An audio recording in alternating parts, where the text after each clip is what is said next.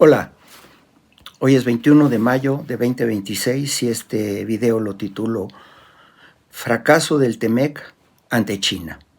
Por TEMEC me refiero obviamente al Tratado de Libre Comercio de Norteamérica o la América del Norte.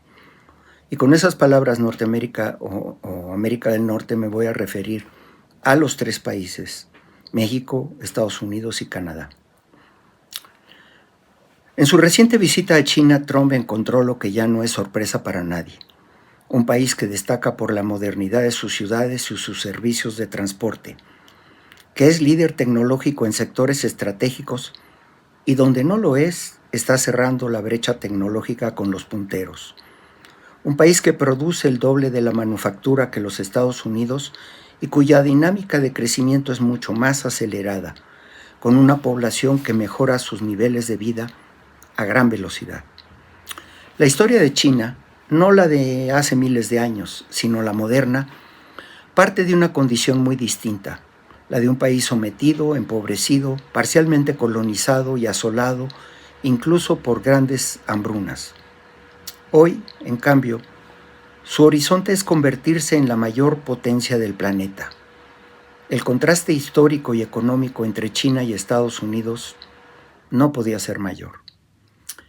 En el encuentro entre los líderes de los dos países, China planteó como reflexión central los riesgos de la relación entre una nueva potencia en ascenso y otra que es todavía la más poderosa, pero que se encuentra en declive relativo.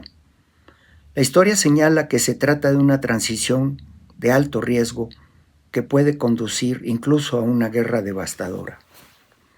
Para China, lo esencial es preservar las reglas básicas del orden global existente, porque dentro de ese orden ha logrado prosperar a pasos acelerados, y dentro de ese orden puede existir el espacio para la coexistencia pacífica de las dos potencias. Trump, por su parte, con una visión de corto plazo, le pidió a China un aumento masivo en la compra de productos estadounidenses, sobre todo aviones comerciales, Boeing, productos agropecuarios, en particular soya y carnes, además de petróleo y gas natural. Su objetivo fue avanzar hacia un intercambio comercial más equilibrado, es decir, que intentó obtener por medio de la negociación lo que meses antes no pudo conseguir en medida suficiente mediante la imposición de aranceles a los productos chinos. Desde la perspectiva de Estados Unidos, el problema es claro: le compra a China mucho más de lo que consigue venderle. China es el país con el que tiene su mayor déficit comercial. Un intercambio perfectamente equilibrado se reflejaría en un déficit cero y por lo tanto también en un superávit cero para ambos países. El déficit con China se asocia, en la lectura de Trump, con la debilidad de la producción industrial estadounidense y con el menor ritmo de crecimiento de su economía. Solucionar el déficit es parte de su objetivo de reconstruir la capacidad productiva de los Estados Unidos y crear los empleos que demanda su población. Algo ha conseguido Trump desde su primer periodo presidencial, iniciado en 2017. En esa fecha, el déficit de Estados Unidos con China fue de 376 mil millones de dólares y para 2025 se redujo a casi la mitad, 202 mil millones de dólares. ¿Quiere decir esto que Estados Unidos marcha en el sentido correcto? La respuesta es un rotundo no. Para explicarlo, hay que ampliar la visión y observar no solo la relación bilateral entre Estados Unidos y China, sino la relación entre China y el conjunto de los tres países del TEMEC. México es una parte central de esta ecuación. Mientras el déficit de Estados Unidos con China se redujo en 174 mil millones de dólares de 2017 a 2025, el déficit con México aumentó en 108 mil millones de dólares y el déficit con Vietnam creció en 132,000 millones en esos mismos 8 años. Esto último ha sido una evolución muy acelerada que abre la sospecha de que Vietnam se haya convertido, al menos parcialmente, en un canal de transmisión de productos chinos hacia el mercado estadounidense.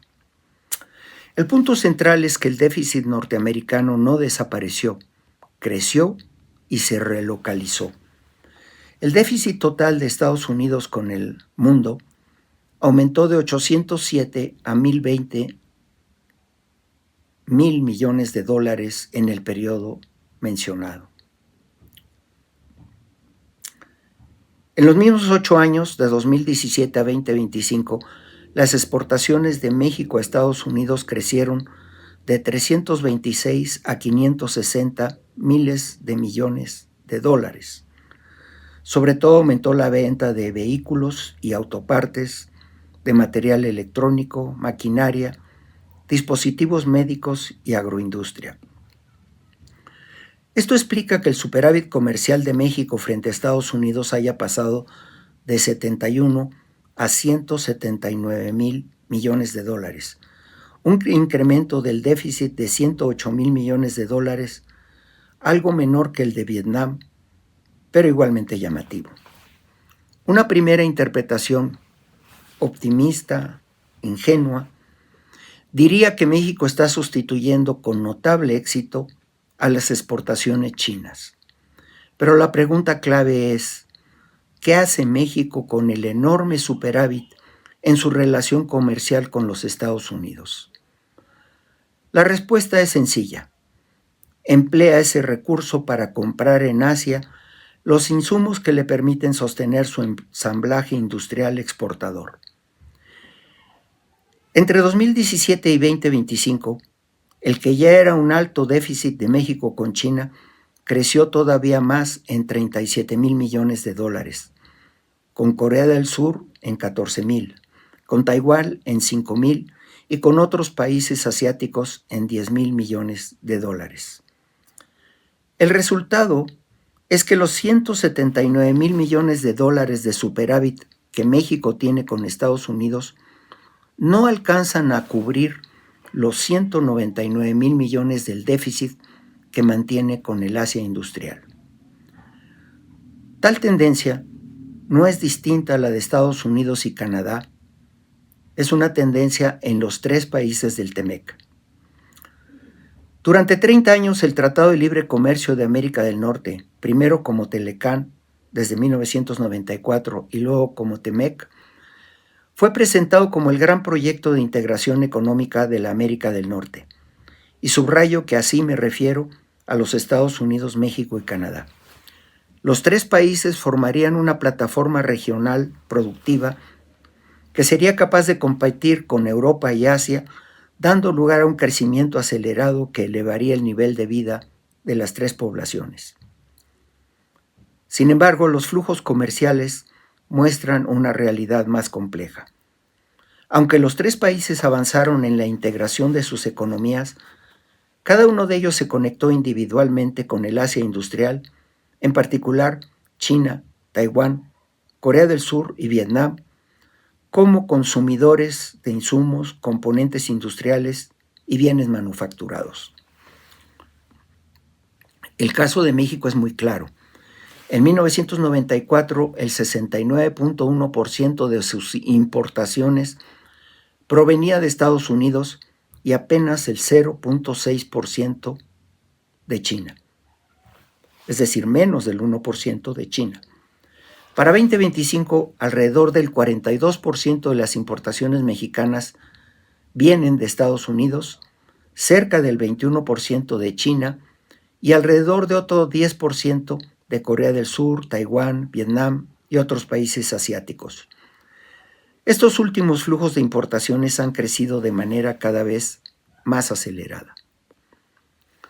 Aunque México vende principalmente manufacturas hacia los Estados Unidos, una parte importante del contenido tecnológico e industrial de esas exportaciones proviene de insumos y componentes importados desde Asia. En contraste, las exportaciones mexicanas con mayor contenido nacional tienden a concentrarse en agroindustrias, recursos naturales y manufacturas de menor valor agregado y complejidad tecnológica. Cerca del 80% de las exportaciones de México se dirigen a Estados Unidos y menos del 2% a China. A primera vista, México parece mucho más integrado a Estados Unidos que a China, pero las importaciones muestran la otra cara de la moneda. La relación con China no es simétrica ni se basa en el acceso de México al mercado chino, sino en una dependencia industrial y tecnológica que tiende a profundizarse. Lo mismo ocurre con todo el TEMEC. El conjunto de los tres países es altamente deficitario con China, tanto de manera directa como también indirecta, porque buena parte de las importaciones provenientes del Asia industrial incorpora insumos chinos. Y lo mismo está ocurriendo con la manufactura en México. Es decir, que el 34% de la manufactura industrial del mundo que se fabrica en China ha invadido prácticamente todas las importaciones del TEMEC. Es evidente que el TEMEC ha logrado incrementar el comercio intrarregional de Norteamérica. Esa es la integración de mercado. ¿A quién se le vende? Pero esa integración tiene una gran debilidad desde la perspectiva del abasto. ¿De quién provienen los insumos, los componentes, la maquinaria y la tecnología? En ese terreno, China es hoy el gran proveedor manufacturero del TEMEC. Norteamérica no se integró en una estrategia de reemplazo de China y el Asia industrial. Más bien se reconfiguró a su alrededor. Se convirtió en una zona de ensamblaje, logística, consumo e inversión conectada a cadenas asiáticas de producción. México comparte las características generales de todo el TEMEC. Tiene, en el fondo, el mismo tipo de relación que Estados Unidos mantiene con China, pero su posición es mucho más débil y de mayor riesgo. El intento de Trump de equilibrar el comercio con China es una tarea de enorme dificultad. Sin embargo, intenta hacerlo solo y no como parte de una estrategia común, concertada en el TEMEC. Al hacerlo solo puede fácilmente caer en la tentación de hacerlo incluso a costa de sus socios comerciales, México y Canadá. Este es el mayor riesgo de la renegociación del TEMEC en marcha. Que Trump intente resolver mediante medidas de presión el fuerte crecimiento del déficit de Estados Unidos con México, cuando ese déficit no es sino una expresión indirecta del fracaso estadounidense para resolver su déficit estructural con China. Sin embargo, México no debería limitarse a una posición defensiva. Debe señalar que se trata de un problema estructural de los tres países del TEMEC y asumir una postura más proactiva con propuestas que vayan a la raíz del problema, tanto para sí mismo como para sus socios comerciales. Para ello podría aprovechar que la propia dirigencia de Estados Unidos reconoce que la salida ya no puede descansar en el simple libre mercado. La experiencia de las economías asiáticas exitosas muestran que la integración productiva requiere dirección estratégica, política industrial, coordinación pública y capacidad estatal para orientar la inversión, el crédito, la tecnología y el abasto. Si Norteamérica, entendida siempre como el conjunto de los tres países, quiere reducir su dependencia del Asia industrial, el TEMEC tendría que evolucionar hacia un mercado regional en el que los tres estados cuenten con capacidades de intervención para promover una orientación productiva concertada. El TEMEC ha fracasado frente a China en aquello que debía ser su prueba principal: construir una base productiva capaz de abastecer, dentro de la región, una parte mucho mayor de sus insumos, componentes, tecnología y bienes manufacturados. Esto no significa que el tratado deba abandonarse, sino que debe repensarse a fondo. El tratado no puede seguir siendo concebido únicamente como un mecanismo para facilitar comercio, inversión y reglas de origen. Tendría que convertirse en una verdadera estrategia de integración del abasto manufacturero y del consumo de los tres países. Para ello se requeriría una política industrial concertada para Norteamérica en su conjunto, acompañada de estrategias industriales específicas para México, Estados Unidos y Canadá. Sin esa coordinación, cada país seguirá reaccionando por separado frente a China, compitiendo incluso contra sus propios socios, mientras la estructura regional continúa dependiendo del Asia industrial. El TEMEC no puede competir de inmediato con China frente al resto del planeta. Pretenderlo sería desconocer la escala, la densidad industrial y la capacidad tecnológica que China ha construido durante las últimas décadas. Pero Norteamérica sí podría comenzar por fortalecer su propio mercado interno regional. Su recuperación tendría que basarse en el fortalecimiento de sus tres mercados internos, en la mayor capacidad de compra y de consumo de su población, lo que requiere mayor equidad, redistribución del ingreso, en particular reorientación de la demanda al consumo dentro de la gran región y a la generación de empleo productivo. Todo esto bajo una decidida orientación estatal en cada país. Solo así la integración del TEMEC podría dejar de ser una plataforma subordinada a cadenas asiáticas y convertirse en una verdadera estrategia de desarrollo de la gran región. No una simple zona de ensamblaje para competir con bajos costos, sino un espacio económico capaz de producir más, distribuir mejor y sostener su prosperidad sobre una base industrial propia. Muchas gracias.